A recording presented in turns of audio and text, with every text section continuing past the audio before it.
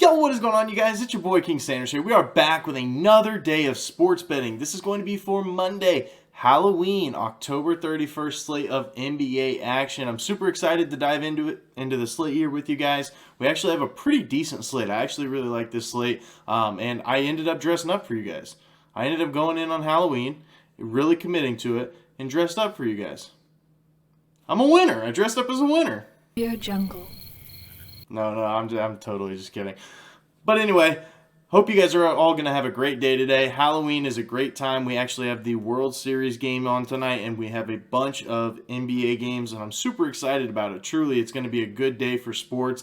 But we are still currently on the road to 8,000 subscribers, so if you guys are new, make sure that you guys do like, comment, subscribe, turn on that notification bell so you guys know whenever I post. And next, just a quick shout out here to all of our members here on the channel. Thank you guys so much for everything that you guys do. And thank you guys so much for giving such a small channel such a big chance, as I always say. Truly does mean the absolute world to me. So much more than you guys will ever know. So, I did want to go ahead and apologize for not having a video yesterday. Me and my family, we ended up going out of town just for the day. And so I wasn't really able to get out a video for you guys, so I do apologize about that. But I did still post plays on my YouTube community page, and I did also post them on my Twitter. So if I ever don't post a video, I'm still going to post plays on those two spots. So make sure that you guys are following me on Twitter. Make sure that you guys do check the YouTube community page as well. But without any further ado, I'm not going to waste any more time. We're going to go ahead and dive into a quick recap from the plays that I ended up putting out on my Twitter yesterday. So, we did end up having Kuzma under 17.5 points versus the Celtics. Very rough shooting night for Kuzma. He ended up with 7 in the first half, and then after that, in the second, he only ended up with 2 points after that, finishing with 9 points.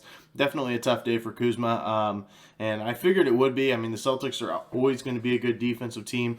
Despite their struggles here at the beginning of the year, I still felt like it was a very good spot for an under for Kuzma. You know, he's not necessarily the most efficient player, so he has been hooping against some of the poorer defenses in the league, so I just didn't really trust it. Then we had Anthony Edwards, over 24.5 points versus San Antonio at minus 115. This one was actually so at the very beginning of the game, he started out 0 for 7. I thought this was done. It was like halfway through the third quarter, he had literally 0 points, the same amount as you and me, halfway through the third. Started out 0 for 7. Definitely a tough start. Then he finished the third quarter 2 for 9, and I was like, yeah, there's just no chance that this even comes close. There's no chance this hits, stuff like that. He took over the fourth quarter. He absolutely took over the fourth quarter and literally almost cashed this. He ended up with, I think it was like 18. So if he finishes with right around that amount over the course of the entire game, like if he even puts even like half that, if he makes half those shots in the first half, we ended up winning this one, bringing out the brooms, bringing out the shades on Halloween. But it is what it is. We ended up going 2-1. Then we had the Cavs minus 4.5 versus the Knicks at minus 110. Cavs made this one a little bit interesting. Cavs have been really, really solid all year long. Been kind of a little bit of a juggernaut. Truthfully, they lost Darius Garland and they're still looking really solid without him. But the Cavs, they started out this game, and it was a pretty close game up until about halftime. Then the Knicks started to pull away. I know that they had a double-digit lead at one point. Then the Cavs came back in the fourth quarter, ended up taking that right back away. So it ended up working out for us. We ended up 2-1 on the day. Profit is profit at the end of the day. That's what I always say. Even if it's just a little bit, you're still profiting, you're still making money, and that's what we're all here for. So without any further ado, as of tomorrow, which is going to be Tuesday, November 1st, we will officially be 2 weeks into the NBA season. We'll do a little bit of a recap for that as well. But we've been pretty good this NBA season, so hopefully we can keep that up. And I found 4 plays that I do really like, so let's go ahead and dive into it. Our first play of the day, we are going to be taking Domantas Sabonis over 16.5 points versus Charlotte at minus 120 odds. Now, Hornets, if you take any center versus the Hornets, it's pretty much a money glitch. Let's be honest. The Hornets really just don't have a big that is going to be taking away a lot of shots from the opposing center. They don't really have a center that's going to be taking away any sort of volume. I just don't think they have a center that's really skilled enough to be able to guard a guy like Sabonis, who can really do a lot. He has gone over in 2 of the last 3 matchups so far. He's been pretty good in this season. The Kings really started off slow, but they finally got their first win, and I think that they're probably going to keep trending in the right direction with that. With that being said, the Hornets do allow the 4th most points per game to opposing centers. Like I said, definitely a great spot to target, especially for centers. And Charlotte, they play at the 5th fastest pace in the entire NBA. The Kings, they play at a slower pace, but with Charlotte playing faster, the Kings are going to have to play faster. They may get a couple extra possessions in there, and I think a lot of those shots can go to Sabonis. I just think that this line is way too low. I don't think that there's a big on the Charlotte Hornets that can stop Sabonis. I know Nick Richards has looked very solid, but I just don't think he's any match for Sabonis. I just think that's a really tough matchup, and I think Sabonis can get us 17 points.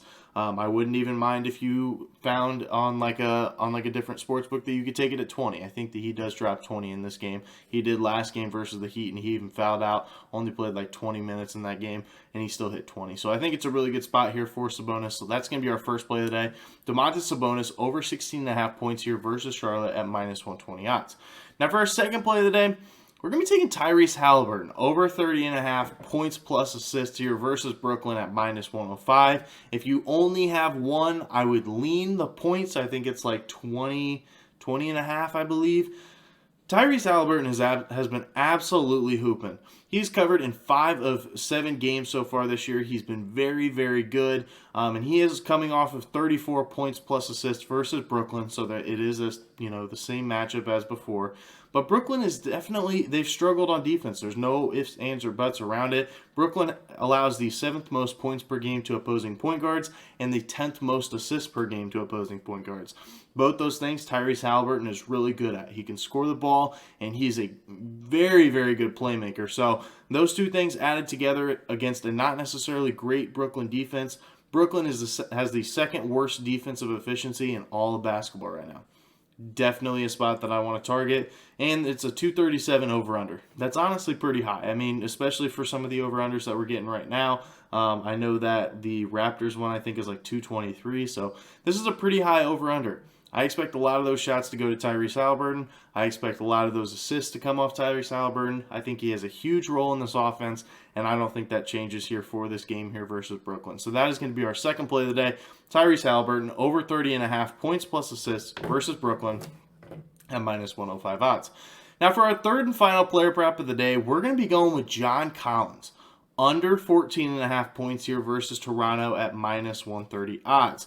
Now, I do like this for a couple different reasons. Toronto, definitely, they've always been a very good defensive team. They have a lot of long, lengthy defenders, and I just think that this is a recipe for disaster for a guy like John Collins.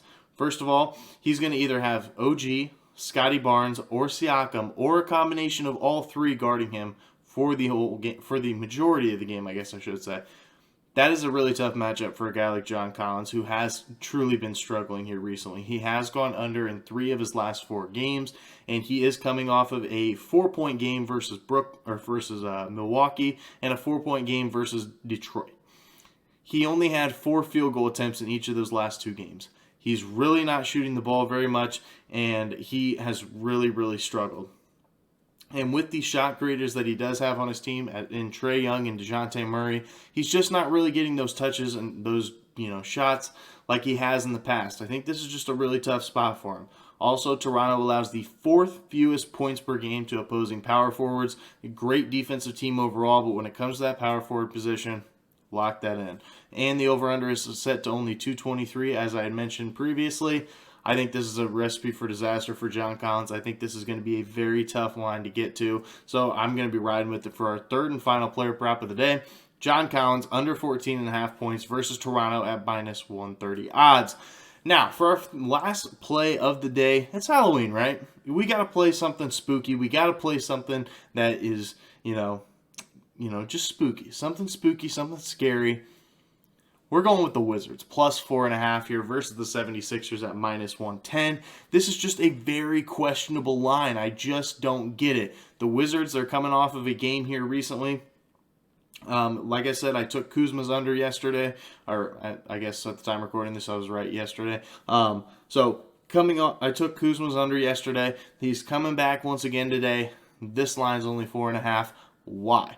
Joel Embiid is listed as questionable with an illness, So maybe he doesn't play. Maybe that's a really good spot to target. But both these teams are not good against the spread. I think that the Wizards, I believe that they're like 2-3, and I think the 76ers are around that same ballpark. I did not write those stats down, so I do apologize.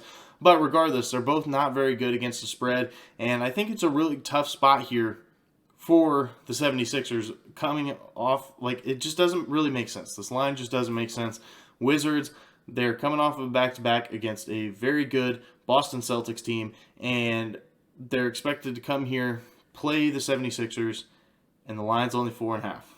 Something's up, something scary, something spooky, so we're taking it for our one spread pick of the day, our final play of the day, Wizards plus 4.5 versus the 76ers at minus 110 odds. So that is going to do it for today's video. If you guys did enjoy, make sure you guys do like, comment, subscribe, turn on that notification bell so you guys know whenever I post. Like I said, we are still currently on the road to 8,000 subscribers. We're less than 250 away, ladies and gents. We are right there. So if you guys are new, make sure that you guys do sub. But that's going to do it for me. This is King Sander signing out. Peace.